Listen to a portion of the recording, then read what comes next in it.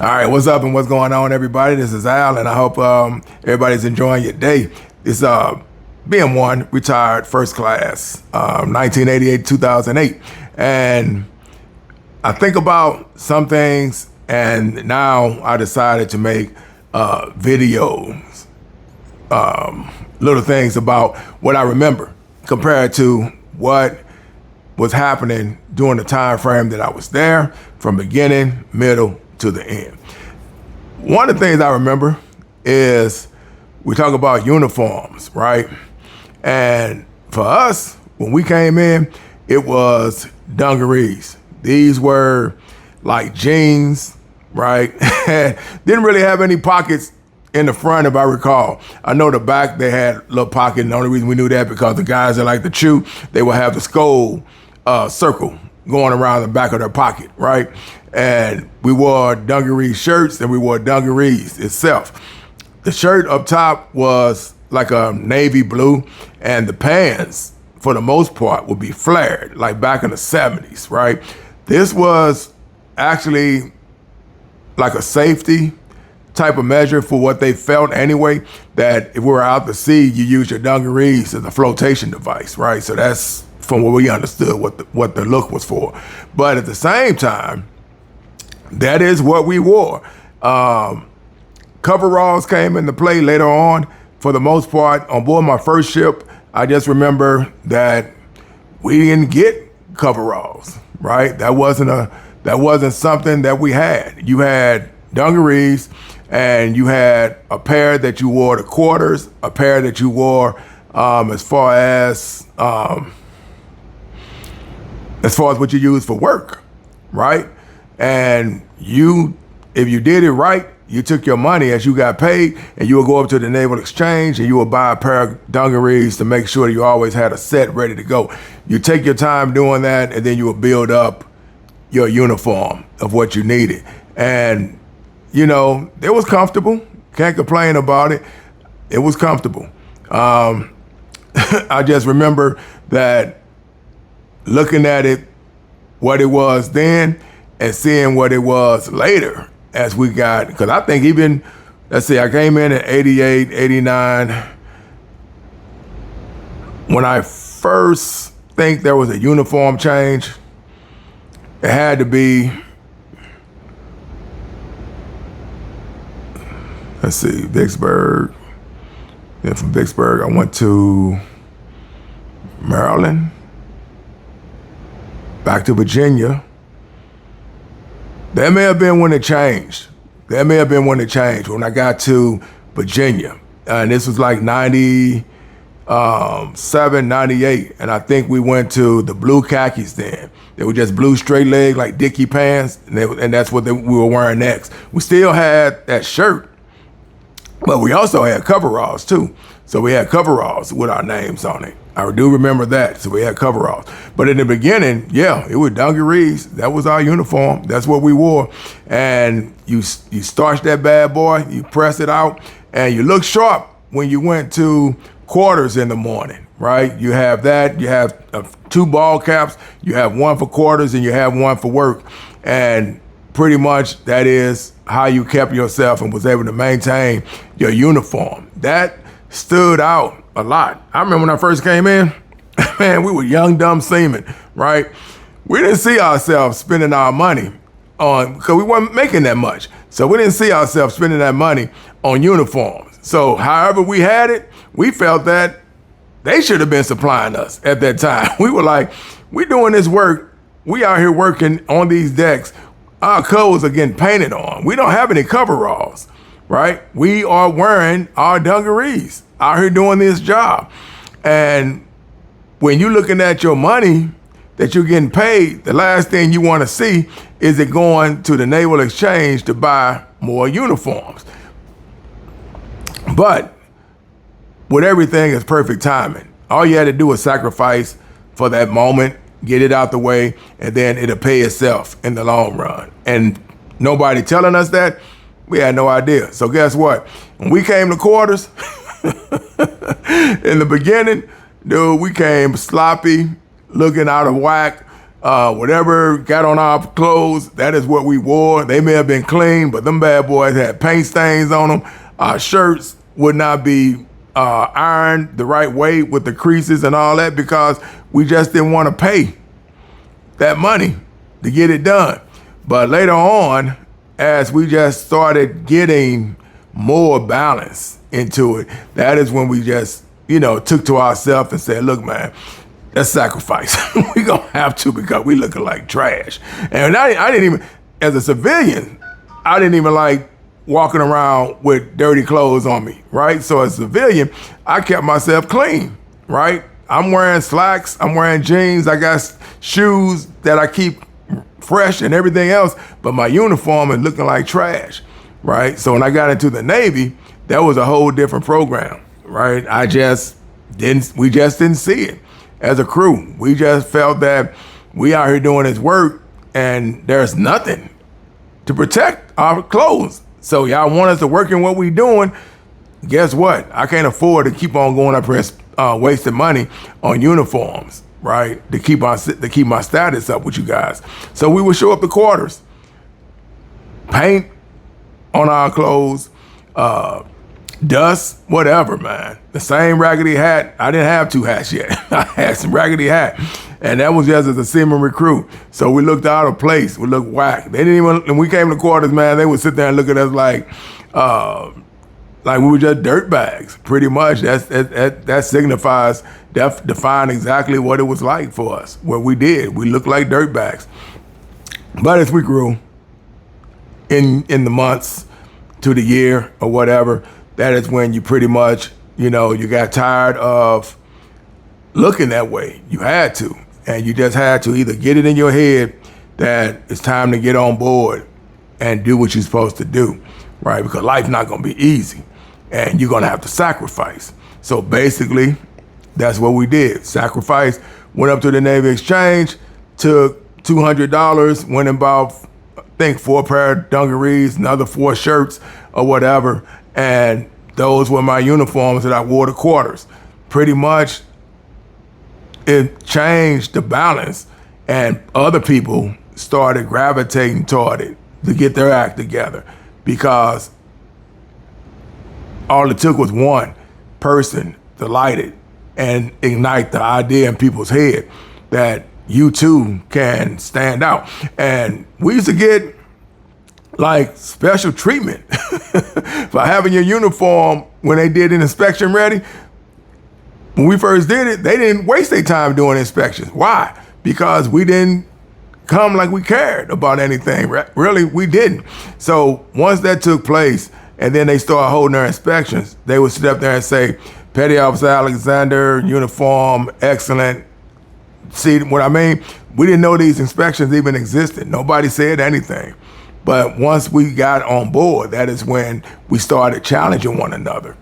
And we would come up to the quarters, and you have the 3 creases in the back of your dungaree shirt. You have 2, one on each side, left and right of your pec going down. You have 1 going across the back, 1 going across the back, 3 going down.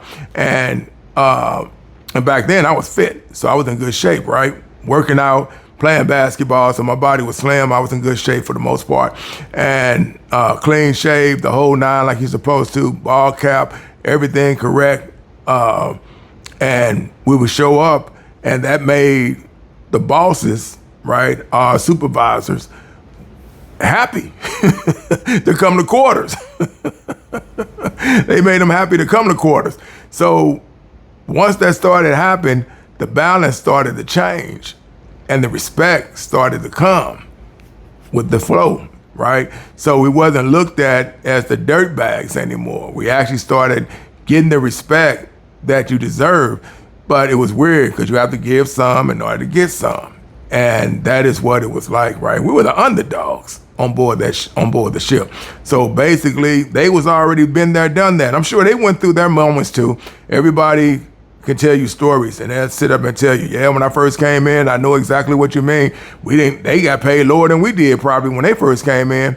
I came in 88, 89, so the pay probably increased. But imagine them guys that came in, right, when they came in, they probably got paid way lower and had to sacrifice. So they probably went through it too, because the thing you got to understand about the military, a lot of people, when you hear about where they come from and things like that, and they tell you their stories, a lot of time it ain't from the best places, right? It's not from the best places. That's real talk.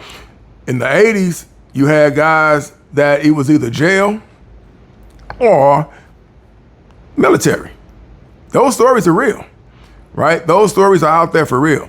It wasn't like it is today where you see people going into the military out of school, out of college, and things like that, right? There's a lot of things you got to do to prove yourself today to get into the military. Well, back then, it wasn't all like that. If a judge saw you and you was a problem, he'd sit there and tell you, hey, it's either this or jail. I used to hear those stories. I didn't have them myself. Mine was, I just wanted something to do in my life to hit the reset button, because I didn't do anything when I was going to school. I can honestly say that I did not. But those uniforms, woo.